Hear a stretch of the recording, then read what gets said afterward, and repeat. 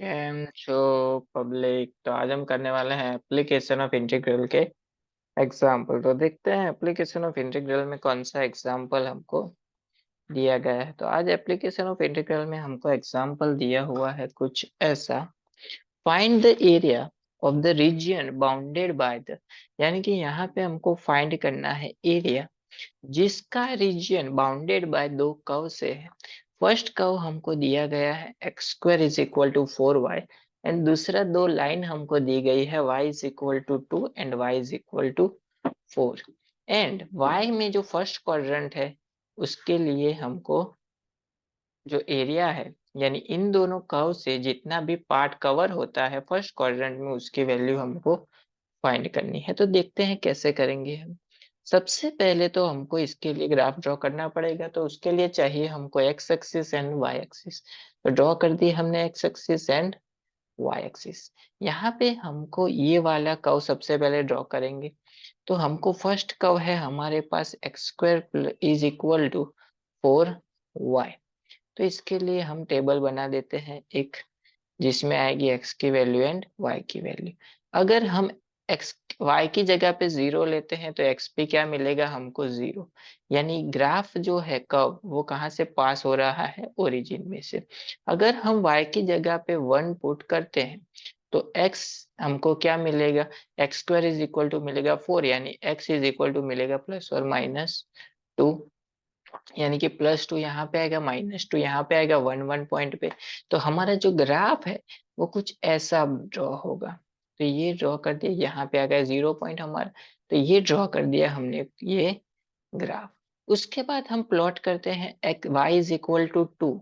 तो y axis पे 2 यहाँ, ये हो गया हमारा x square is equal to 4y। तो y एक्सिस पे हमारा 2 यहाँ पे आएगा एंड 4 कहीं पे आएगा, यहाँ पे। तो इन दोनों में से पास होती हुई लाइन ड्रॉ कर देते हैं। तो 2 पे यहाँ पे लाइन हो जाएगी, 4 पे यहाँ पे लाइन आ जाएगी। ये हो गया हमारा y इज इक्वल टू 2, ये हो गया y इज इक्वल टू 4। तो इस वाले पार्ट का हमको एरिया फाइंड करना है। तो देखते हैं कैसे करेंगे।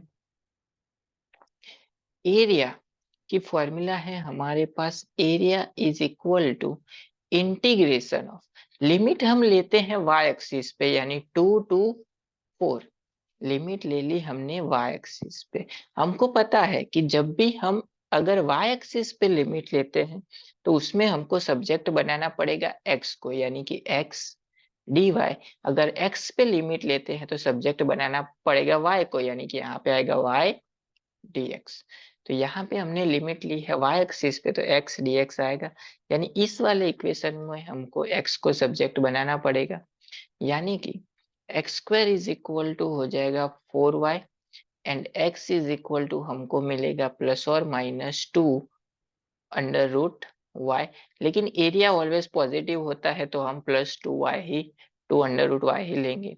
तो यहाँ पे पुट कर देते हैं वो integration 2 to 4 2 √y dy। Two constant है बाहर ले लिया, इंटीग्रेशन 2 to 4। y को, √y को हम ऐसा लिख सकते हैं y⁻1/2 dy। चलिए 2 वैसे का वैसा ही, इंटीग्रेशन 2 to 4, डायरेक्ट इंटीग्रेशन कर देते हैं। y⁻1/2 का इंटीग्रेशन होता है y⁻3/2 अपॉन 3/2, ऊपर की साइड चला जाएगा। 2/3 कांस्टेंट है बाहर ले लेते हैं, यानी कि 4/3। लिमिट आ जाएगी यहाँ पे 2 से लेके 4 तक। बचा क्या, y⁻3/2, लिमिट आ जाएगी 2 से लेके 4 तक।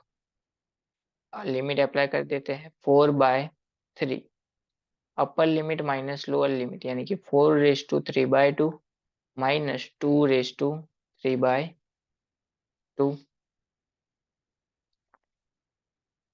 यानी कि 4/3 ये हो जाएगा। इसको हम ऐसा लिख सकते हैं 2⁻2 इंटू 3/2, 2 हो गया कैंसल आउट, माइनस इसको हम ऐसा लिख सकते हैं 2⁻1 इंटू 2⁻1/2, यानी कि 4/3 2/3 हो जाएगा 8 माइनस 2/1 यानी कि 2 2/1/2 यानी कि √2। इसको अंदर मल्टीप्लाई कर देते हैं 4 से यानी कि 4 इंटू 8 हो जाएगा 32 minus 8 into 2 into 4 8√2 divide by 3 यानी इस पार्ट का एरिया हमको मिल गया 32 माइनस 8√2 डिवाइड बाय 3। तो ये हो गया हमारा area for the given question bounded by the first quadrant.